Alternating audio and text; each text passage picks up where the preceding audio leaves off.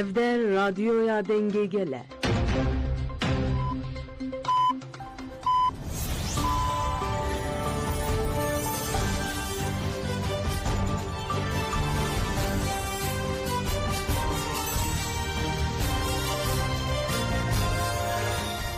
Jravendar uçiyana radyo denge gelden başka darın heja iru biste sıbate 2025 penşemli Brüksel'e saat 12 amede çağırdı. Emen uçiyana var oje peşkeş bikin despek çenser uçiyen me. Pariz'e anjı bu biçim imraliye serledan kere.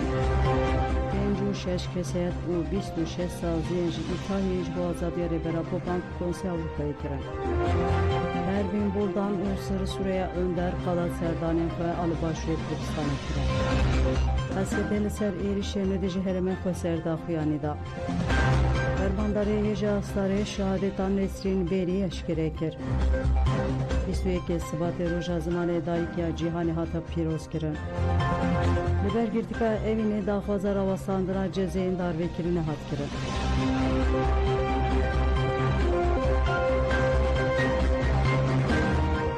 Dubareden başkodarın hecem des biber firyan uçayan khadikin Pariz'e ranj bu biçim imraliye serledan kirin Pariz'lerin büroya hukaya 7 sali. Suzan Akiba, Emran, Emekçi Cengiz Yürekli, İbrahim Bilmez, Serri Serdozgeri Komariya Bursa ve Müdüriyete Girtika İmraliye'den. Pariz'leran da hemen demede bu hevditina bir girtiyenden İmraliye'ten ragirtin Ömer Hayri Konar, Hamili Yıldırım, Uveysi Aktarji, Serri Serdozgeri ve Müdüriyete Girtiki Heydan.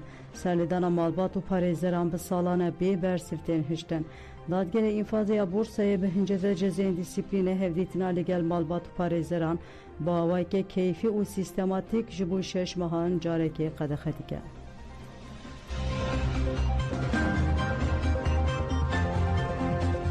Pencu şeş keset u 26 saziyenci İtalya'yı jibu azadiye rebera po banklı Konsey Avrupa'ya giren.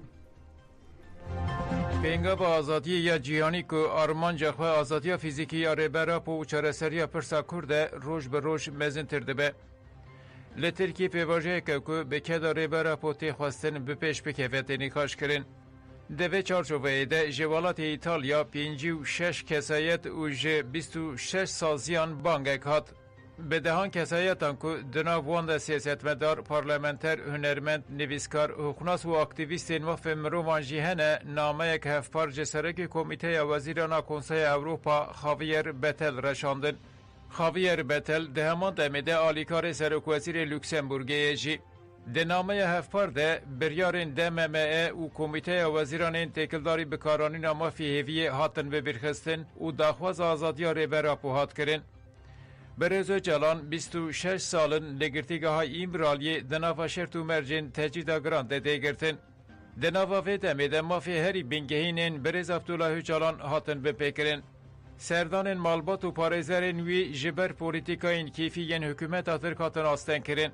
Ji bo ku Birêz Abdullah Öcalan di çareseriya pirsa Kurd de rola xwe bilîze, divê azadiya wî were dabîn kirin.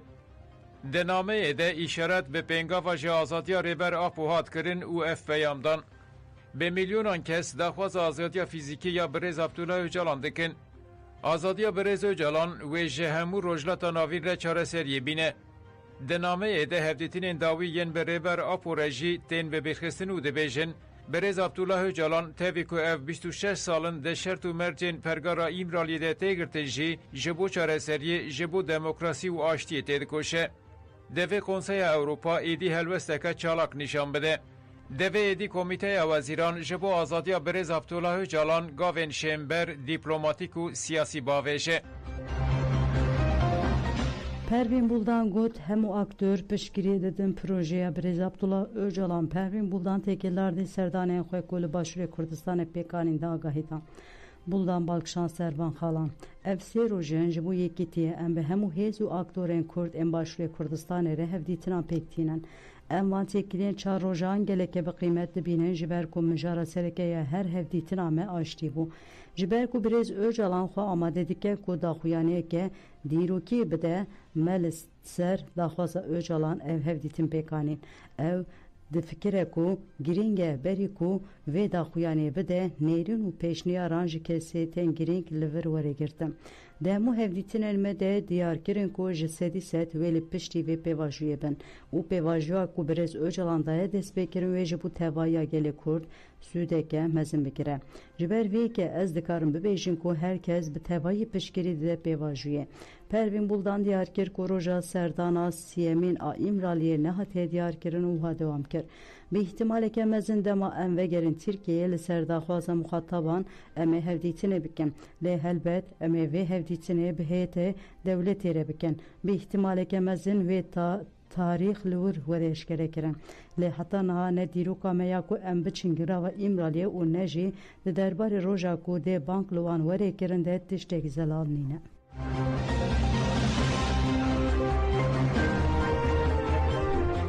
Endamı şandeya İmraliye Dem Partiye sırı süre önder diyarkir ku de peyamên van hevdîtinan ji rêber Aporê were ragirtin.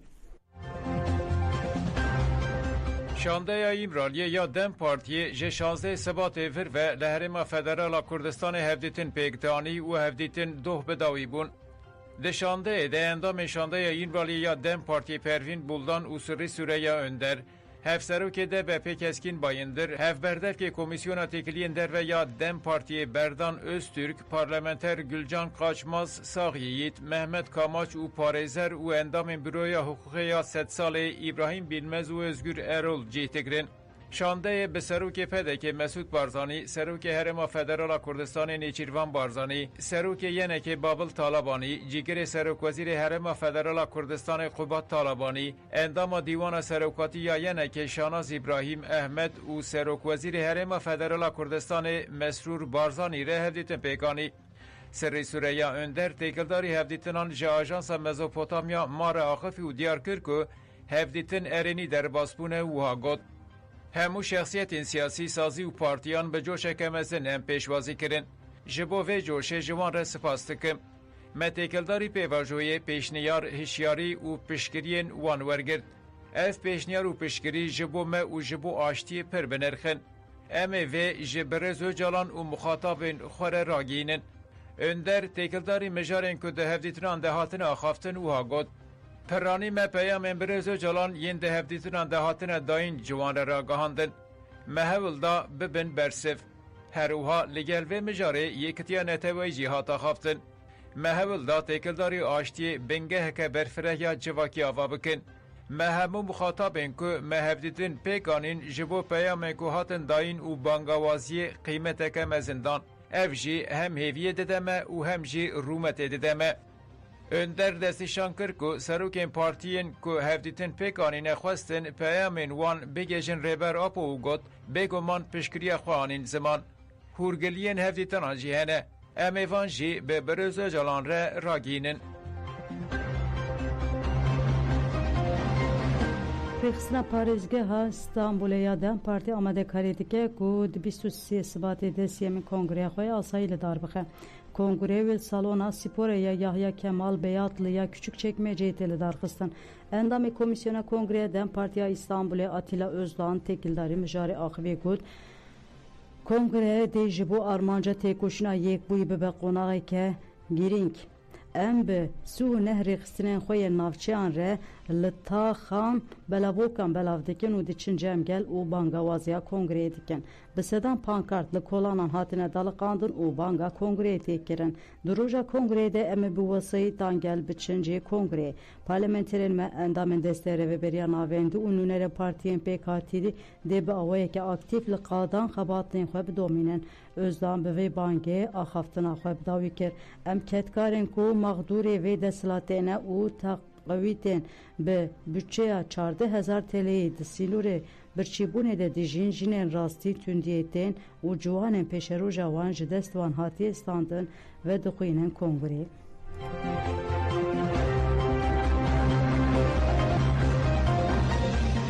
Fermandariya biryargeha navendiya Yêja Astarê bi sernavê çavkaniya jin jiyana azadî tevgera me ya azadiyê PKK de veşartiye şehadeta fermandara Gerla Yayla Kızılkaya bi nasnav Nesrîn Berî eşkere kir. فرمانداریا بریارگاه ناونده یا گجا ستاره دبیجه هفره اما یایلا کزلکایا بناسناف نسرین بری یا به ولاد پاریزی و برخودریا آمده مزن بویی به فلسفه ریبرا پو 31 سالان لسروی بینگهی تیکوشیا. مجدار 2024 لهرم پاراسترین مدیا ده ایریشک دولت ترکا فاشیست شهید بو. اما که تفکر جن و هزاوه یا ارتش و هفره خویا جیوه نای تشکرن به حرمت و منت ببیرتینن. جمالبات هجایا کزلکایا ولاد پاریزن کردستانی و جنین آزادی خواز را سرساقیت خوازن.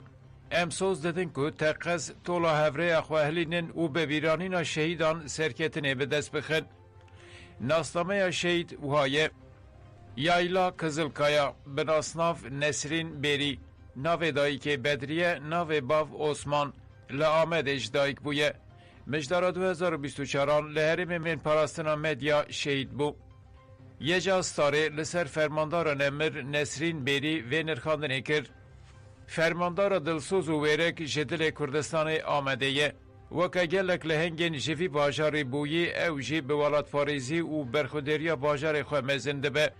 به دلسوزیه 1993 برای خوددان آوارفین گریلا. به وی رنگی دبه خودی تکوشین و جیانک به حیبت آوه تجاری نمره. لحرم بوتانه به جوشک مزن گریلاتی جن پیشوازی دیکه ایراده بونا جنه دبینه. لفر به چالاکیان و یکی نشان دده.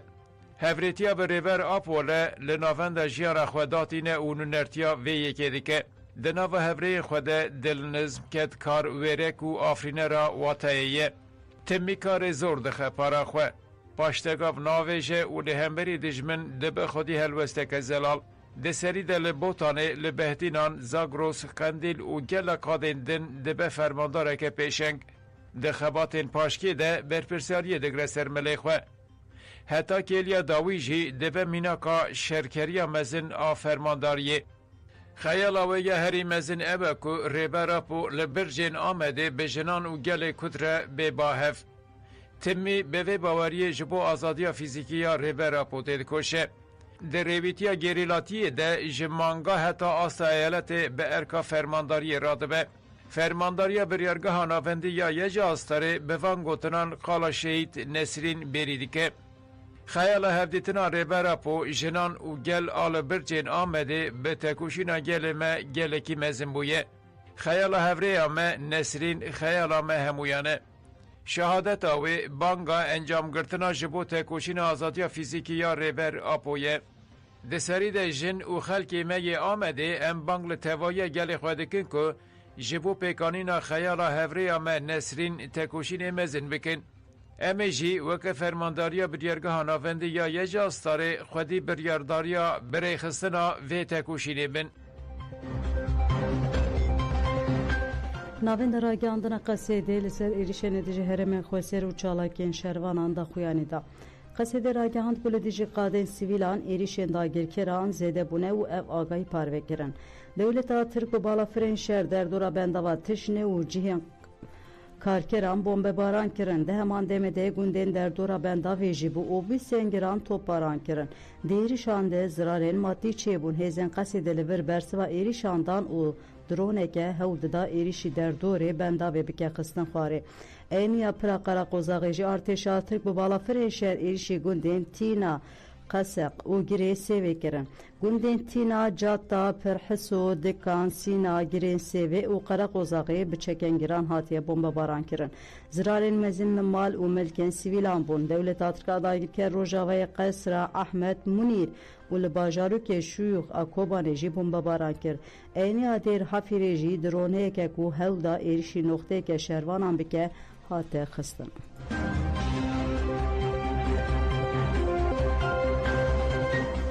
Enstitüya Kurdiya Almanya'yı bidaxuyane ke 21 Şubat roja zamane dayike cihane piroz kir. Enstitüye gud xwedî derketina li ziman têwateya xwedî derketina li hebûn nasname û mirovaniye. Li gorî biryara UNESCO ya netewêniyek bûyî divê dewleta Tirk rêz û hurmetê ji zimanê gelan zimanê gelê Kurd re bigire. Divê zimanê Kurd fermî bibe û bibe zimanê perwerdehiyê. Enstitüyê balkişan sergiringiya zimanê zikmakî gud zimanê zikmakî giyanê hebûne hişmendiya dîrokê û koka çand û têgihişna derûnî ye. Çawa ku Atîna ya lava gotiye zimanê biyanî weke kincên li ser mirovan e bez zimanê zikmakî weke çermê mirovan e. Divê li Tirkiye zimanê Kurdî fêrmî bibe û weke zimanê perwerdehiyê werê qebûl kirin. Têkoşîna rizgariya neteweyî destkeftiyên gelê Kurd gihandine merheleya çareser kirine. Ji bo wê jî divê hemû eniyan civaka Kurd têkoşînek radikal bikin û serkeftinê mîsoger bikin.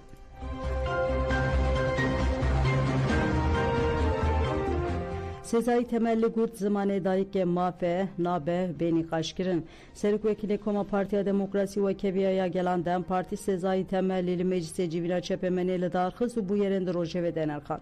Temelli bi wesileya 21 Sibatê roja zimanê dayîkê ya neteweyî balkişan ser zimanên ku dibin zextê de ne û anî ziman ku li Tirkiyeyê gelek ziman li ber tinebûnê ne. Temelli got zexte herî giran li ser zimanê Kurdî ye. Ji bilî Kurdî nêzîkatiya dewletê li zimanê din kêm jî bê erênî ye. Temelli diyar kir ku derfetên bikaranîna Kurdî her roj hîn bêhtirtêne kêm kirin.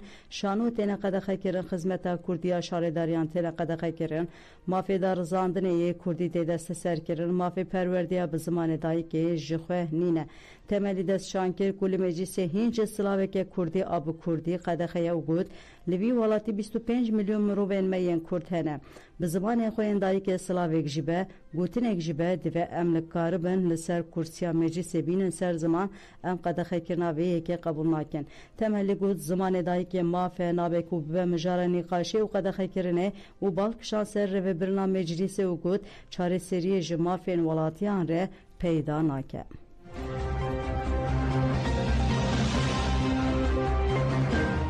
Divê xalên li ber zimanê Kurdî astengên bên guherandin. Endamê Lîjna Rêveberiya Baroya Amedê û Koordînatora Komîsyona Zimanê Kurdî ya Baroya Parêzer Kendal Selçuk balkişan ser astengên li pêşa zimanê Kurdî û got divê sererastkirina qanûnî çêbibe. Parêzer Selçuk got ku destûra bingehîn hemû zimanên ji bilî Tirkî qedexe dike ev jî înkar e û li dijî qanûnên gerdûnî ye. Peymana mafê medenî û siyasiya netewêniyek bûyî dibêje divê mirov bi ziman û baweriya xwe perwerde bibe. Lê Tirkiye vê peywendiyê pêk nayîne. Ziman hebûna mirov e û divê pêşî zimanê Kurdî bemîn naskirin û astengên qanûnî were rakirin. Parêzer Selçuk got divê xalên sisê û çil û duyemîn yên destûra bingehîn divê çarşoveyê de bên guhertin.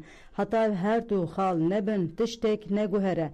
Tirkiye peymanê navnetewî qebûl kiriye lê nake pratikê de. Her tiştê dewletê di gotirê de dimîne. Em ê têkoşîna hukûqiya ji bo fêmkirina zimanê Kurdî bidomînin. Divê Kurdî li her derê bêaxaftin.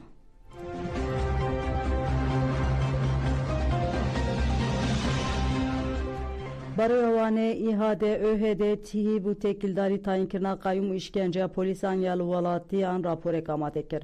Rapor li eywana Tahir Elçî ya Baroya Wanê ji raya giştî hat eşkere kirin. Parêzer Hatice İsmaîloğlu rapor xwend got polîsên dewlet îşkence heqaret li çalakêran kiriye. Herî kêm 5 welatî ji cihên cuda yên laşê xwe birîndar bûne. Birînên herî kêm 20 kesan şikest Birînên herî kêm 20 kesan şikestine hestîne.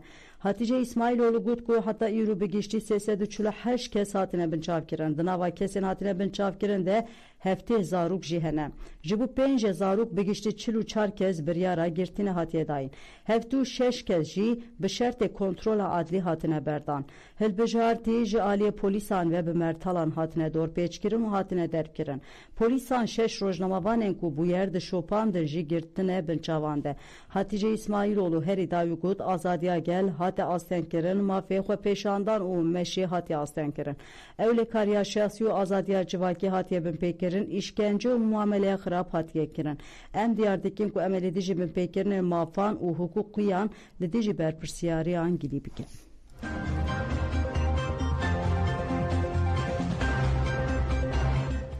Kayyum Eyvanê cigirê müdürê polîsan tayinê serokatiya daireyê kiriye. Kayyum Xeskar ya şaredariya Wanê Ozan Balcı, cigirê müdürê polîsan ya baskê trafîkê ya Wanê Ekrem Çiçek tayinê serokatiya daireyê veguhestinê kiriye. Kayyum Xeskar serokê rasemeniya walîtiya Wanê Nihat Arpac jî kiriye müdürê daireyê xizmetên darayî. Çavkanên herêmî dest şankirin ku ev kesên jaliyê Kayyum Xeskar ve hatine tayin kirin bûne xwediyê sê karan. Kayyum Xeskar müdüra Işkûrê Selma Biçek jî tayinê seroka daireyê xizmetên civakî kiriye. Di heman demê de Abdurrahman Şahîn jî kurê müdürê karên çand û civakiyê şaredariyê ye. Bi van karan re Selma Biçek bû xwediyê sê karan, Abdurrahman Şahîn jî bû xwediyê du karan. Nişteciyên Wanê gotin ev kesên li şaredariya gel hatine wazîfedar kirin AKP'yîne û di dizî û talankirina bajêr de navdarin.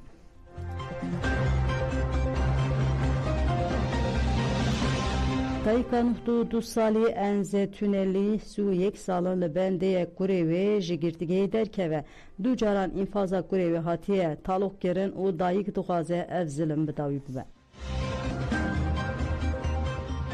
حريمة أفلاي من خشن ومن أجادني وما جو قيجة جملة وكي خبيني بيكي لكامروني بخدمة تامة بكي كستنا خدمة تامة جي بكي وابتني برقلا خاني دمي وكسكتني شو جاركي الوردية ما شقرد شو جمل شخال سرخبو جوراني موشي جاش قرد شو از ماكيني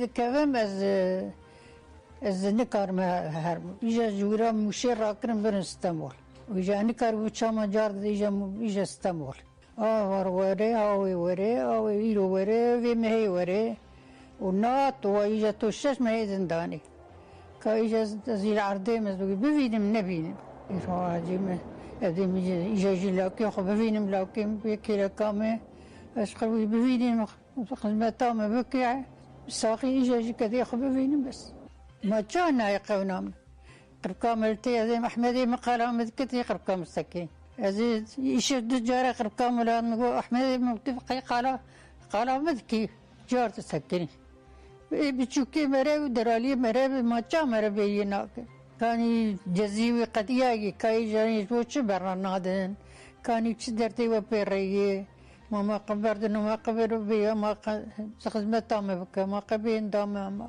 دردم أول دردم لو كي من ما كان شي سالي دوز واي شي ما زيادة داني وشش ما زيادة داني جزيوي قد جاي إذا كان شكر رحمة قديم ما كان النظام ما يتشتغل يعني مدامة دبي في فانها ششماج بيبكوي بعدني كا ديسا مدامة ديسا جاب ترسل ما برد برنده هم نزانون وياده قول جاد ششمة دام اوز يا غريام وميواني مكش بلابون وشو اي مال الرياوي امريكا تشك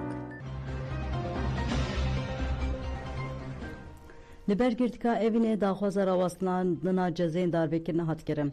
Piştgiriya ji bo çalakiyên li dijî cezeyê darbekirine yên her sê şemelê girtikan İran û Rûşatê Kurdistanê tê li darxistin dewam dike. Li çarçove çalakiyên hefteya pênc û şeşemîn de parêzvanên mafê mirovan û xizmên girtiyan li ber girtika evîna Tehranê ya paytaxta İranê kom bûn.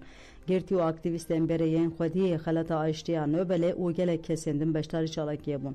Çalekvanan xwestin ku cezeyên darbekirine yên ji bo werîşiya Muradî Paxşan Azîz û Şerîfe Muhammedê hatine dayîn davilê were rawastandin.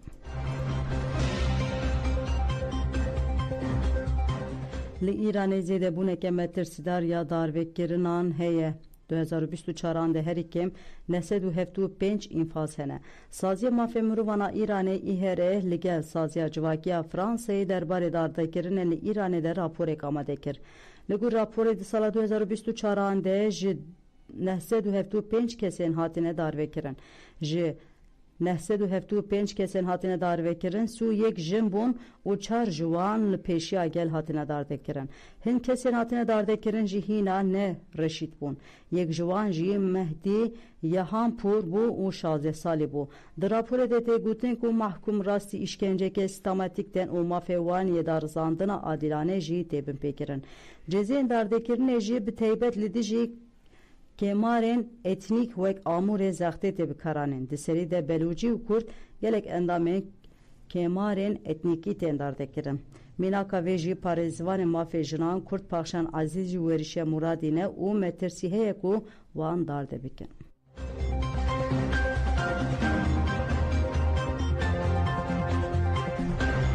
Li deverên cudayên Sûriyeyê di 24 saatên dawîn bi kêmanî 5 kes hatine kuştin li gurî agahiyên hatine parvekirin li ser riya Selma ya gundewarê Lasqiyê kesek dema di nava zeviyên xwe yên çandiniyê de kar dikir ji aliyê komeke çekdar ve hatiye qetilkirin.